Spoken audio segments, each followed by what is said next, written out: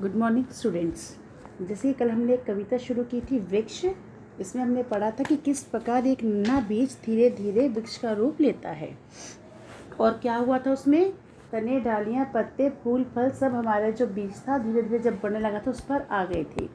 अब हम आगे पढ़ते हैं। जीता मरता रोगी होता, दुख आने पर रोता, वृक्ष सांस लेता बढ़ता है, जागता है फिर सोता। यानी कि जिस प्रकार हम मनुष्य सांस लेते हैं, जीते हैं, मरते हैं, रोगी भी होते हैं, दुख भी होते हैं और जागते भी हैं, सोते भी हैं, उसी प्रकार जो पेड़ पौधे होते हैं वो भी जीते मरते हैं, जगते सोते हैं। उन्हें भी दुख सुख का एहसास होता है, उन्हें भी रोगी होता है। जब हम वृक्ष की टहनियाँ तोड़ते हैं, पत्ते तोड़ते हैं तो उन्हें भी दुख होता है। वृक्ष भी सांस लेता है और इस प्रकार धीरे धीरे वृक्ष बढ़ने लगता है। रोज शाम को चिड़िया आती, सारी रात बिताती, बड़े सवेरे जाग वृक्ष पर ची ची ची है गाती। रोज सवेरे क्या होता है? रोज सवेरे घोंसले में जो पक्षी विश्राम कर रहे होते हैं वो जाग जाते हैं और रात को कहाँ जाते हैं?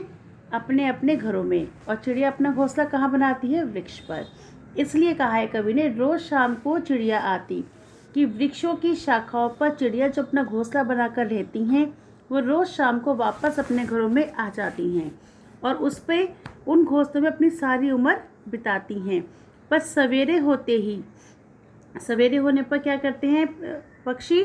अपने घोंसले में अपने बच्चों को सुरक्षित करके अपने दाने पानी का इंतज़ाम करने के लिए वापस निकल जाते हैं और सांझ ढले फिर से अपने घोंसले में आ जाते हैं। और जब सवेरा होता है तो चिड़िया जो होती है, पक्षी जो होते हैं, ची ची ची ची करके अपनी मधुर आवाज़ सबको सुनाते हैं और एक मधुरी संगीत का गान करते हैं। छाया आती बड़ी सुहाती, सब टोली जुट जाती, तरह तरह के खेल वृक्ष के नीचे बैठ रचाती। जब पेड़ बड़ा होने लगता है, खूब उसकी शाखाएं फैल जाती हैं, खूब हरा भरा हो जाता है, तब उसकी छाया हम सबको अच्छी लगती है।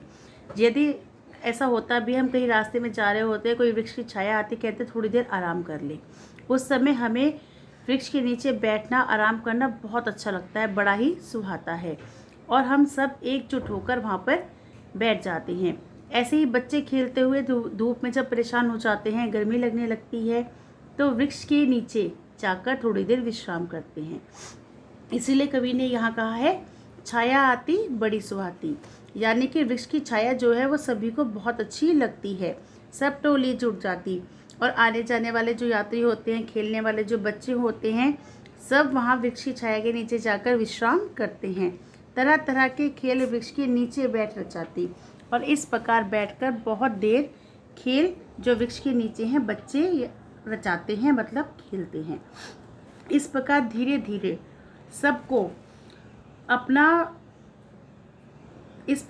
धीरे वृक्ष जो है सबको अपना महत्व बताता है कि किस प्रकार वृक्ष हम सबके लिए उपयोगी है।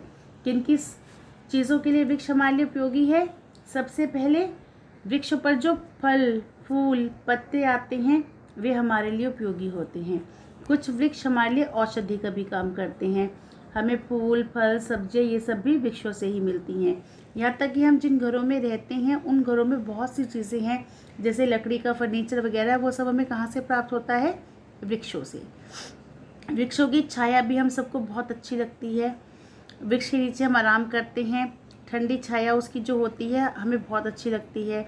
और सबसे बड़ी बात कि वृक्षों की शाखाओं पर पक्षी जो होते हैं अपना घोंसला बनाते हैं, यानी कि पक्षियों का घर जो होता है वो वृक्षों पर होता है। वह पक्षी अपने बच्चों को सुरक्षित करके सुबह सवेरे ही अपने दाने पानी का चुग्गा चुगने के लिए निकल जाते हैं। इस प्रकार वृक्ष जो है हमारे लिए कई प्रकार से बहुत उपयोगी होते हैं। हमें वृक्षों की उपयोगिता को समझना चाहिए।